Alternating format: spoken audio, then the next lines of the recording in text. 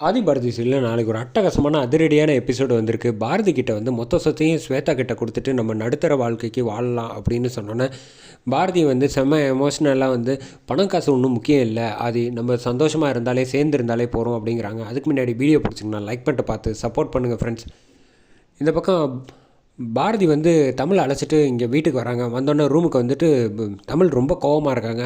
பேக்கை தூக்கி பத்துன்னு கீழே போட்டுட்டு, ஏன் இவ்வளோ கோவமாக இருக்கீங்க, அது என்னன்னே தெரில, நானும் கேட்குறேன் பதில் சொல்ல மாட்டேங்கிறா அப்படின்னோடனே, இங்கே வாங்க, என் பொண்ணு ஏன் இவ்வளோ கோவமாக இருக்கா அப்படின்னு கேட்டேன்னா, அதுவா இன்றைக்கி நிறைய வேலை இருக்குது ஸ்கூலில், இங்கே பாருங்கள் இவ்வளோ ஹோம்ஒர்க் கொடுத்துருக்காங்க அப்படின்னா, இவ்வளோ தானே விஷயம், நான் உனக்கு சொல்லித்தரேன், மேக்ஸ்லேருந்து இருக்கிற எல்லா சப்ஜெக்ட்டும் லெஃப்ட்டு பூந்து ரைட்டு பூந்து உனக்கு அழகாக சொல்லி கொடுத்துருவேன் அப்படின்னோன்னா, ஓ அப்படியா, நிஜம்லேயே உங்களுக்கு அதெல்லாம் தெரியுமா அப்படின்னா, என்ன இப்படி சொல்லிட்ட நீ, நான் எவ்வளோ பெரிய ஆள், நான் மேக்ஸில் சென்டம் எடுக்கிற ஆள் தெரியுமா அப்படின்னோடனே, நிஜமாக தான் சொல்கிறீங்களா அது அப்படின்னா, பின்ன என்ன நினச்சிக்கிட்டேங்க, நான் ஒரு கம்பெனியோட முதலாளிங்கிறத மறந்துட்டீங்களோ அப்படின்னா, ஆமாம் ஆமாம் அப்படின்னு சொல்லிட்டு இந்த பக்கம் வந்து உட்கார வச்சுட்டு கரெக்டாக வந்து சொல்லி கொடுக்குறாங்க.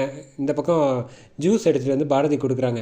எதுவாக இருந்தாலும் அப்புறம் முதல்ல வந்து படிக்கணும், அதுக்கப்புறமேட்டுக்கு தான் எல்லாமே மற்றது அப்படின்னு சொல்லிட்டு கணக்கெல்லாம் ஆதி வந்து செம மாதம் சொல்லி கொடுத்துட்றாங்க. சொல்லி கொடுத்தோன்னா, பரவாயில்லையா ஆதி, நீங்கள் வந்து இவ்வளோ நல்லா கணக்கு போடுவீங்கன்னு எனக்கு தெரியாது அப்படின்னா, எல்லாமே கணக்கு தான் பாரதி அப்படின்னு பாரதியை பார்த்து கிண்டல் பண்ணோன்னே சரின்ட்டு இந்த பக்கம் வந்து தமிழ் வந்து ஹோம்ஒர்க்லாம் முடிச்சுட்டு போய் படுத்து தூங்கலான்ட்டு போயிடுறாங்க. இந்த பக்கம் பாரதி வந்து கேட்குறாங்க, ஆமாம் என்ன ஆதி இவ்வளோ நல்லா சந்தோஷமாக இருக்கீங்க, 2-3 நாளாக வந்து எவ்வளோ பாடுபடுத்திட்டீங்க, ஏன் உருன்னு இருந்தீங்க, அது எதுக்கு பாரதி இப்போ ஞாபகப்படுத்துகிறேன், எதுவாக இருந்தாலும் அப்புறமேட்டு பார்த்துக்கலாம் அப்படின்னோடனே, பாரதிக்கு வந்து ஏதோ ஒரு விஷயம் வந்து அந்த குடும்பம் சம்மந்தப்பட்டது வந்து தெரிஞ்சிருக்கு, அதனால தான் இவர் மறைக்கிறாரு, நம்ம போய் முதல்ல வந்து அந்த இடத்துல போய் விசாரிப்போம் அப்படின்னு சொல்லிட்டு அந்த இடத்துக்கு போகலாம் அப்படின்னு யோசிக்கிறாங்க.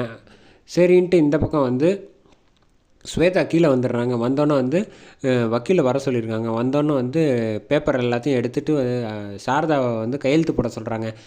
ஏன் இவ்வளோ அவசரப்படுத்துகிற, தேவையில்லாமல் ஏன் உனக்கு பொறுமையாக இருக்க தெரியாதா, அடே பாடுறா, இது வரைக்கும் நான் உனக்கு பொறுமையாக இருந்தது பத்தாதா, என்னை வந்து சொல்லி சொல்லி சொல்லி என் தலையில் வந்து ஆசை காட்டி 20 வருஷமாக மிளகா அரைச்சிட்டு இப்போ என்னடான்னா எனக்கு வந்து ஏதோ வந்து சும்மா பேருக்கு வந்து என்னை சமாதானப்படுத்துறதுக்காக ஆஃபீஸில் வந்து வேலைக்கு சேர்த்து விடுற மாதிரி சேர்த்து விட்டுட்டு அதையும் வந்து உங்கள் மருமகிட்ட வந்து கொடுத்துட்டு எதுவாக இருந்தாலும் பார்த்துக்கன்னு என்னை வந்து டம்மியாக்க பார்க்குறீங்க, இதுக்கப்புறம்லாம் என்னால் பொறுத்துக்க முடியாது, மொத்தத்தையும் எழுதி வைங்க அப்படின்னு சொல்லிட்டு, என்ன அறிவு அவள் பேசிக்கிட்டு இருக்கா, நீ எதுவுமே பேசாமல் அமைதியாக இருக்க அப்படின்னு சொன்னோன்னா, இது வரைக்கும் நான் சொன்னது வந்து எல்லாமே வந்து அவள் கேட்டா, இனிமேல் அவள் சொல்கிறத நான் கேட்கணும், ஏன்னா அவள் பக்கமும் நியாயம் இருக்குது இல்லையா, நீ வந்து ஏமாத்தினது உண்மை தானே, அவள் என்ன கேட்குறாளோ அதை வந்து செஞ்சு கொடுக்குற வழியை பாரு அப்படின்னோடனே, சரி இப்போ என்ன உனக்கு கையெழுத்து தானே போடணும் அப்படின்னு சொல்லிட்டு இந்த பக்கம் சாரதாம்மா கையெழுத்து போடுறாங்க. இந்த பக்கம் வந்து போட்டதுக்கு அப்புறமேட்டு போகிறப்ப வந்து கரெக்டாக ஆதி வந்துடுறாங்க. என்ன அம்மாவை ஏமாற்றி மொத்த சொத்தையும் வாங்கிடலான்னு பார்க்குறியா அப்படின்னோன்னா, கரெக்டாக சொல்கிறீங்க மாமா, அதைத்தான் நான் செய்ய போகிறேன் அப்படின்னு கோவப்பட்டு அடிக்கலான்னு போகிறேன்.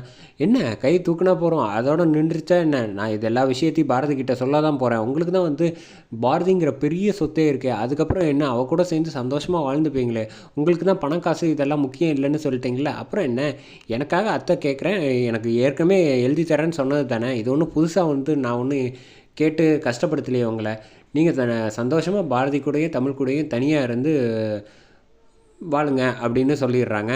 என்ன இதெல்லாம் எப்படி எதனால் இவ்வளோ அவசரமாக செய்கிறேன்னு பார்க்குறீங்களா, எப்போ நீங்கள் வந்து பாரதிக்காக வந்து என்னை வந்து வீட்டை விட்டு போயிடுவீங்க மொத்த குடும்பத்தையும் சொன்னீங்களோ, இதுக்கப்புறம் கூட நான் முழிச்சிக்கலன்னா அப்புறம் வந்து எந்த அர்த்தமும் கிடையாது அப்படின்னு அதிரடியாக ஸ்வேதா சொல்லிவிட்டு அங்கேருந்து போகிறாங்க. போனோன்னா பாரதியை பார்த்துட்டு மேலே போகலான்னு ரூமுக்கு தேடுறாங்க. பார்த்தா பாரதி பின்னாடி டோருக்கு பின்னாடி ஒளிஞ்சிருக்காங்க. ஆதியை வந்து டக்குன்னு இடுப்பில் கிள்ளி கட்டி பிடிக்கிறாங்க. பாரதி வந்து செம க்யூட்டாக இருந்துச்சுன்னே சொல்லலாம் அந்த சீனு. ஆமாம் என்ன ஆச்சு, ஏன் இப்படி வந்து என்னை 2-3 நாளாக என்னை கண்டுக்கவே இல்லை அப்படின்னு சொன்னோன்னா, அதெல்லாம் விடுங்க பாரதி, எதுவாக இருந்தாலும் அப்புறம் பார்த்துக்கலாம் அப்படின்னு சொன்னோன்னே, சரின்ட்டு இங்கே வந்து பக்கத்தில் வந்து உட்கார வைக்கிறாங்க. உட்கார வச்சுட்டு உங்ககிட்ட நான் ஒரு முக்கியமான ஒரு விஷயம் பேசணும் அப்படின்னோடனே, என்ன விஷயம் அப்படின்னோடனே, இந்த மாதிரி வந்து அம்மா வந்து ஒரு முடிவு எடுத்திருக்காங்க, மொத்த சொத்தையும் ஸ்வேதாக்கு எழுதி கொடுத்துடலாம் அப்படின்னு சொல்லிட்டு நானும் முடிவு பண்ணியிருக்கேன், நீ என்ன நினைக்கிற அப்படின்னோடனே, அது எனக்கு ஒரு கஷ்டமும் கிடையாது, நம்மளால் வந்து பணம் முக்கியமா அப்படின்னா, பணம் வாழ்க்கைக்கு முக்கியம் இல்லை ஆதி, நீங்கள் நான் அத்தை எல்லோரும் சந்தோஷமாக இருந்தாலே போகிறோம், ஆனால் திடீர்னு இந்த மாதிரி முடிவு எடுக்கிறதுக்கு என்ன காரணம் நான் தெரிஞ்சுக்கலாமா அப்படின்னா, அம்மா வந்து வாக்கு கொடுத்துருக்காங்க ஸ்வேதாக்கு ஏற்கனவே வந்து கல்யாணம் பண்ணி வைக்க முடியாதனால சொத்தெல்லாம் தரேன்னு. அதைத்தான் அவன் வந்து திரும்ப கேட்குறா. அதனால தான் கொடுக்கலான்னு நானும் முடிவு பண்ணிட்டேன். நம்ம வந்து நடுத்தர வாழ்க்கை வாழ்ந்து சந்தோஷமாக வாழலாம்ல, தமிழை பார்த்துக்கலாம்ல அப்படின்னா, நீங்கள் ஒன்றும் கவலைப்படாதீங்க அது. நீங்கள் நம்ம 2 பேர் இருக்கிற வரைக்கும் அவளுக்கு எந்த கஷ்டமும் வராது. நம்ம வந்து வாழ்க்கையில் வந்து எவ்வளோ பார்த்துட்டோம், பணம் காசு முக்கியம் இல்லை, நம்ம பார்த்துக்கலாம் விடுங்க அப்படிங்கிறாங்க. அதோட எமோஷ்னலாக முடிக்கிறாங்க.